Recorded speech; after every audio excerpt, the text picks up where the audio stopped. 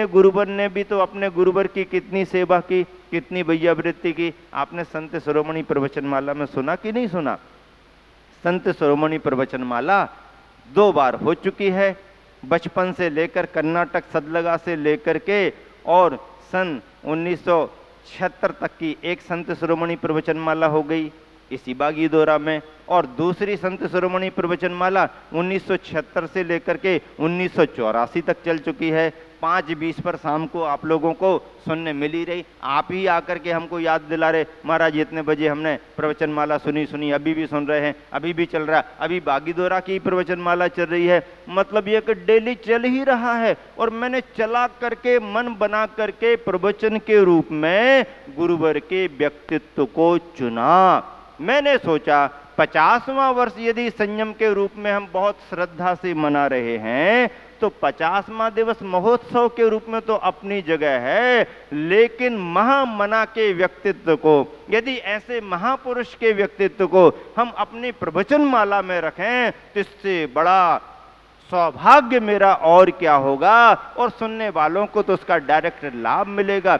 चलचित्र की तरह जैसे फिल्म सीरियल चल रहा हो, ऐसा एक एक क्रम इसके बाद जिज्ञासा बनी रहती है, इसके बाद क्या होगा, इसके बाद क्या होगा। अभी तो 84 तक आए हैं और 84 से जब आगे बढ़ेंगे तो फिर 2018 आते आते कितना क्रम बनेगा ये तो मैं कुछ कह नहीं सकता हूं। लेकिन अद्भुत आनंद की अनुभूति मुझे भी हुई, क्योंकि अपने गुरुवर पर सब बातें समझते हुए, सभी बिंदुओं को ध्यान में रखते हुए प्रामाणिक तरीके से कोई बात यदि समाज के बीच में रखी जाए तो वह भी एक श्रेष्ठ पुरुष के कथानक को लेकर के प्रथमान योग का ही स्वाध्याय है। और प्रथमान योग के ग्रंथ के रूप में ही मैंने एक आचार्य परमेष्ठी के व्यक्तित्व को रखा है। आचार्य परमेष्ठी का व्यक्तित्व महान होता है। ऐसे आचार्य श्री की संत शिरोमणि प्रवचनमाला में ये सारी बातें आई, आगे भी आएंगी। ध्यान रख करके सभी को उनको सुनना है, उसका लाभ लेना है। और फिर स्वाध्याय, व्योत्सर्ग और अंतिम ध्यान। ध्यान के बाद में फिर कोई तप नहीं है, ध्यान अंतिम तप है। ध्यान साक्षात केवल ज्ञान और निर्वाण का कारण बनता है। इन्हीं शुभ भावनाओं से सभी को ये समझना है, प्राचीन परंपरा में मुनियों ने, तपस्वियों ने बड़े बड़े तप करके कर्म का क्षय किया और निर्वाण को प्राप्त किया। वर्तमान काल पंचम काल है, भले ही पूर्ण रूप से कर्मों का क्षय नहीं हो पा रहा है तो भी मोक्ष का मार्ग तो प्रशस्त है। आचार्य शांति सागर जी महाराज जी के समय में एक तार्किक ने प्रश्न कर दिया। शांति सागर जी महाराज जी का जीवन भी बहुत महान है, बहुत बड़े व्यक्तित्व के वो धनी हैं। समूचे देश में निर्ग्रंथ मुनियों की परंपरा को उन्होंने आगे बढ़ा करके इस श्रमण परंपरा पर बहुत बड़ा उपकार किया है। हम सभी उनके प्रति बहुत कृतज्ञ हैं। आचार्य शांति सागर जी महाराज जी से किसी ने तर्क कर दिया, महाराज आप अपने प्रवचन में कहते हो पंचम काल में मोक्ष नहीं है, तो जब मोक्ष है ही नहीं तो फिर ये तपस्या काहे को कर रहे हैं आप? लो क्या प्रश्न कर दिया, जब पंचम काल में मोक्ष है नहीं तो तपस्या काहे को कर रहे हैं? और जो तपस्या तुम्हारी तुम्हें मोक्ष नहीं दिला पा रही, मैं उसे तपस्या ही नहीं मानता। अब क्या उत्तर दें शांति सागर महाराज? बोले सुनो इधर आओ, इधर आओ। उसको प्रेम से पास में, कुछ कहा नहीं, उसने इतनी बड़ी बात कह दी। उसके बाद भी संत तो संत ही होते हैं, समता का परिचय तो उनका जीवन होता है। उसी मंद मुस्कान के साथ इधर आओ बुला लिया पास में। बोले देखो मैं तुम्हारे प्रश्न का भी समाधान करता हूं, लेकिन एक बात बताओ, ये देखो ये पेड़ पौधे लगे ना, इसमें ये वाला जो पेड़ दिख रहा है ये किसका पेड़ है? बताओ ये क्या है, कौन सा पेड़ है? तो उसने गौर से देखा और कहने लगा महाराज जी ये तो आम का पेड़ है। क्या बोला वो? ये तो आम का पेड़ है। आम का पेड़ है ना, इसमें आम के फल लगे हैं ना? आम का पेड़ है ना? हाँ आम का पेड़ है। आम का पेड़ है तो इसमें आम के फल कहाँ लगे? आम का फल लगा ही नहीं था उसमें। समय आने पर भी आम के फल नहीं। अभी तो आम आने का समय है, आम आने का भी समय है, दूसरे पेड़ों में लगे हैं। ये आम का पेड़ है तो इसमें क्यों नहीं लगे फल? अरे बोले महाराज जी ये आम का तो पेड़, इसमें फल अभी नहीं लगे। क्यों? क्योंकि ये अभी आम का पेड़ छोटा है, अभी बड़ा नहीं हुआ, छोटा है, इसलिए इसमें फल लगने वाले नहीं है।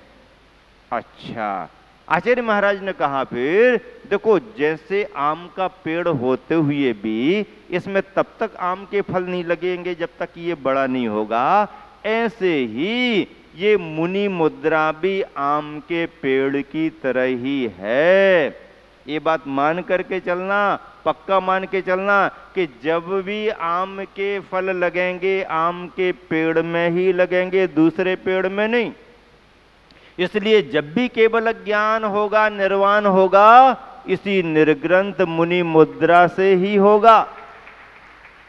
इस मुद्रा के अलावा किसी दूसरी मुद्रा से नहीं होगा। लेकिन ये बात अलग है कि निर्ग्रंथ मुनि मुद्रा होते हुए भी अभी छोटी पंचम काल की मुनि मुद्रा है। जब यही मुनि मुद्रा चतुर्थ काल में उत्तम संगनन के साथ जुड़ेगी और उत्तम ध्यान को प्राप्त करेगी, तो यही मुनि मुद्रा निर्वाण के फल को प्रदान करने वाली होगी। यही मुनि मुद्रा मोक्ष को दिलाएगी। ऐसा उत्तर समाधान आचार्य शांति सागर महाराज जी ने दिया था। इसलिए इस तप के महत्व को समझ करके हम सभी को आगे बढ़ना है। आप कहोगे महाराज जी ये बातें तो बहुत अच्छी लग रही हैं, लेकिन हमारे जीवन में तो ये संभव नहीं है। हम ग्रस्त होकर के क्या करें जिससे हमें लगे कि तप कर रहे हैं। बंधुओं, 5 बजे से आकर के यदि आप 10:30 और 11 बजे तक बैठ रहे हो तो ये मान करके चलो महाराज जी से भी बड़ी आपने अपनी भूमिका में तपस्या कर ली। लिख करके रखना, 5 घंटे की साधना, 5 घंटे की तपस्या आपने कर ली। जीवन भर काम आएगी, जीवन भर साथ देगी, साल भर काम आएगी। सुबह से नाश्ता नहीं किया, पानी नहीं पिया, एक आसन कर रहे हो, रात्रि में कुछ खाना पीना नहीं, बाजार की बातें तो भूल ही गए। बहुत बड़ी साधना है आपकी, सामान्य बात नहीं है। आदमी कितना खाने पीने का आदी है, जरा घंटे आध घंटे भी नहीं रुकता है। भरपेट खा करके घर से निकला है और बाजार में खड़ा हुआ नहीं कि किसी ने कह दिया आ जाओ साहब, खट्टा मीठा थोड़ा हो जाए। बहुत दिन के बाद मिले हो तो मशीन चालू वहीं पर, अरे भैया अभी तो टैंक फुल था, मशीन चालू कहां से हो गई? कंट्रोल नहीं। लेकिन नियम लेने वाला अच्छे से भोजन कर लिया, समाधान हो गया, अच्छा हो गया, 2 घंटे पानी नहीं पिएंगे, 4 घंटे भोजन नहीं खाएंगे। इतना नियम लेना कौन सा कठिन है? मन माफिक हो गया, 2 घंटे पानी नहीं पिएंगे, 4 घंटे भोजन नहीं करेंगे, दिक्कत क्या है?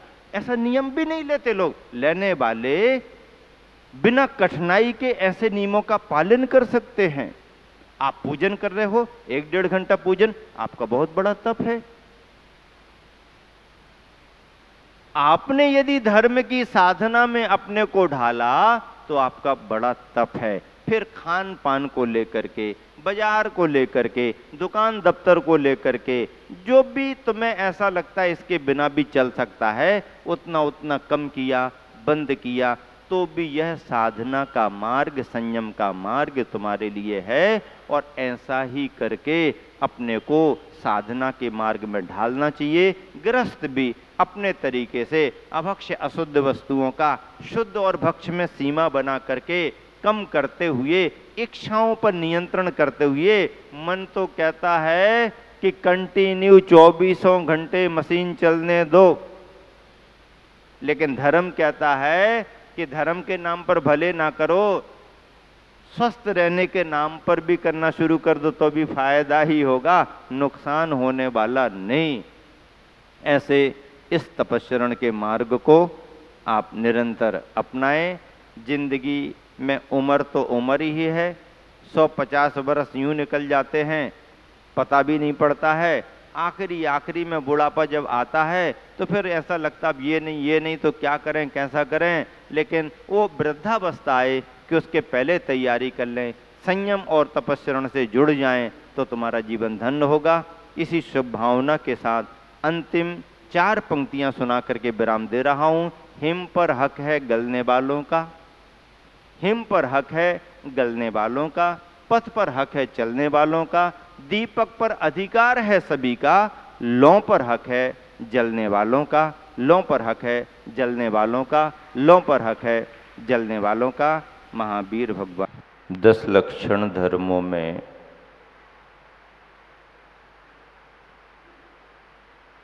तप के बाद त्याग का क्रम आता है। संयम धर्म को समझ लिया,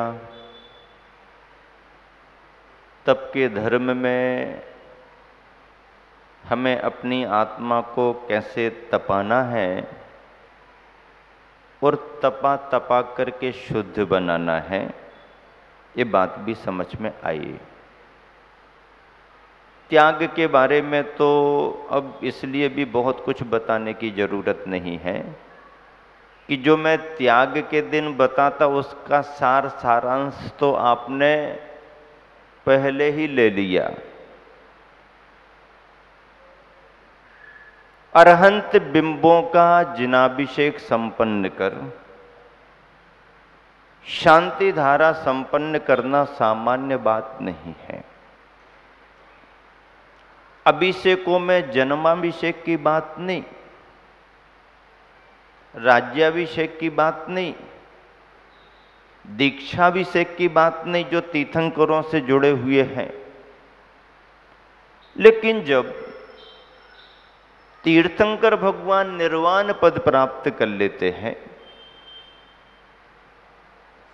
और उन तीर्थंकर भगवंतों के अरहत अवस्था के गुणों का स्मरण करते हुए जैन परंपरा में आई हुई स्थापना निक्षेप की विधि को ध्यान में रख करके तदाकार प्रतिमाएं जो वीतरागता के आयतन बनती हैं, चाहे वो खड्गासन अवस्था में हो चाहे पद्मासन अवस्था में हो, दो ही अवस्थाएं जिन बिंब के लिए सुनिश्चित हुई हैं, ऐसी वीतराग में नाशाग्र दृष्टि, कायोत्सर्ग मुद्रा, पद्मासन में ध्यानस्थ मुद्रा के जिन बिंबों में अरहंतों के गुणों का आरोपण पंच कल्याणक विधि विधान से संपन्न होता है, ऐसी प्रतिष्ठित प्रतिमाओं का जब भव्य श्रावक जन अभिषेक करते हैं, शुद्धता से अभिषेक करते हैं, शुद्ध परिधान के साथ अभिषेक करते हैं।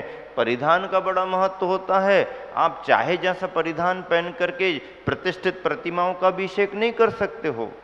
आप पैंट शर्ट पहन के अशुद्ध वस्त्रों के साथ जिन प्रतिमाओं का अभिषेक नहीं कर सकते हो। परिधान सुनिश्चित है, उस परिधान की मर्यादा के साथ शुद्ध वस्त्रों के साथ जो पुरुष वर्ग के लिए धोती दुपट्टा सुनिश्चित हुआ है, हार मुकुट माला सुनिश्चित हुए हैं, उनके साथ में जब भक्ति भाव से अपने करों में कलश उठा उठा करके श्री जी का अभिषेक किया जाता है तो उसे प्रतिमाभिषेक, जिनाभिषेक कहते हैं। और यही धर्म की परंपराओं में श्रावक के धर्म में पूजन के साथ अभिषेक सम्मिलित किया गया है। ऐसा अभिषेक आज बड़ी भव्यता से संपन्न किया। करने वालों को तो आनंद आता ही आता है, देखने वाले गृहस्थों को भी आनंद आता है। और गृहस्थ श्रावक श्राविका क्या, गृह त्यागी मुनि राजों को, आरिकाओं को भी ऐसे अभिषेक देख करके आनंद आता है। वो अनुमोदना करते हैं, प्रोत्साहित करते हैं, कल्याण का मार्ग बतलाते हैं। और ऐसे इतने बड़े अभिषेक में यदि किसी ने कह दिया तुम नहीं करना, तुम्हारा नाम नहीं है, ये व्यवस्था है, व्यवस्था में व्यवस्था से काम होगा, सभी लोग नहीं कर सकते हैं, आज नहीं कर सकते हैं, आपको करना है तो वहाँ कर लो, यहाँ तो भाई जो व्यवस्था। और व्यवस्था की दृष्टि से यदि कहीं कोई व्यवस्था बनाई जाए और उसके लिए निर्देश दिए जाएं तो उसमें कोई पाप का आश्रय भी नहीं होता। दुर्भावना से किसी को मना करें तो पाप की बात हो सकती है। सद्भावना से भर करके, व्यवस्था से जुड़ करके, सेवा का भाव लेकर के, मंदिर की व्यवस्था है, मंदिर की प्रतिमा प्राचीन है, इतनी प्राचीन प्रतिमा पर बहुत बार बार अभिषेक करेंगे, बार बार कलश लाएंगे, ले जाएंगे, बदलेंगे, कहीं किसी से चूक हो जाए, कोई प्रतिमा गिर जाए, कलश गिर जाए तो नुकसान क्षति हो जाए, सारी समाज को उसका पाप का बंध होगा। ऐसी सावधानी में यदि कहीं कोई समाज का प्रबंध, कोई व्यवस्थाएं बना करके चलता है तो उसमें कोई दोष नहीं माना जाता है, क्योंकि उस सामाजिक सहमति से कार्य बनता है। इस बात को बहुत अच्छे से समझ करके रखना। धर्म का मर्म सद्भावना का है। अवसर तो सभी को समय समय पर दिया जाता है, लेकिन कभी कभी प्रबंध, अब मान लो किसी पात्र ने बड़ा दान दिया है और उसको यदि विशेषता से महत्व न मिले तो उसका उत्साह कैसे बढ़ेगा, और जब महत्व नहीं मिलेगा तो फिर सामने वाला दान देने के लिए प्रेरित कैसे होगा। जब उसने इतना बहुमान किया है, दान दिया है, तो उसको महत्व देना, उसकी विशेषता को सामने रखना अपने आप में प्रबंध कमेटी का कर्तव्य बनता है। और फिर समाज में ऐसा कोई व्यक्ति भी नहीं है कि जो साल 6 महीने में 1000-1500 की बोली ना ले ले। अरे बोली लेने वाला कम की भी बोली ले और मालूम चल जाए कि इसको कम दान ही देना, इसकी परिस्थिति इतनी है, तो अरे 100-200 रुपया में भी उसको सम्मान दिया जा सकता है, 101 रुपया में भी बोली 3 कराई जा सकती है। लेकिन हम समाज को ये सिखाएं कि यदि हम शांति धारा और अभिषेक जैसा महान लाभ ले रहे हैं तो यह सब करते हुए अपने द्रव्य दान में 10 रुपया ही सही, 50 रुपया ही सही, 100 रुपया ही सही, कुछ ना कुछ तो डाला जाना चाहिए।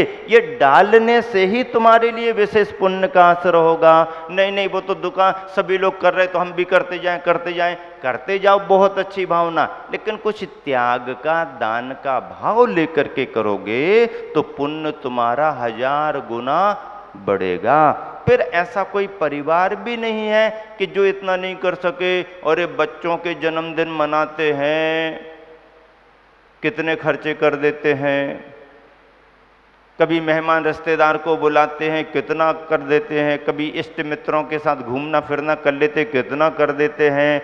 तो फिर क्यों ना ऐसा हम भाव करें और ऐसा उनमें उत्साह जगाना पड़ता है ताकि दान का उनको महत्व समझ में आए। और व्यक्ति 1 पैसे का भी दान करता है पवित्र भावों से तो 1000 गुना होकर के वह फलता है। बोया गया बीज कभी व्यर्थ नहीं जाता है। और फिर डेली करो तो कोई बात नहीं है, लेकिन समय समय पर कुछ दान दे करके भी करो। ऐसा करने से मंदिरों की व्यवस्थाएं चलती हैं,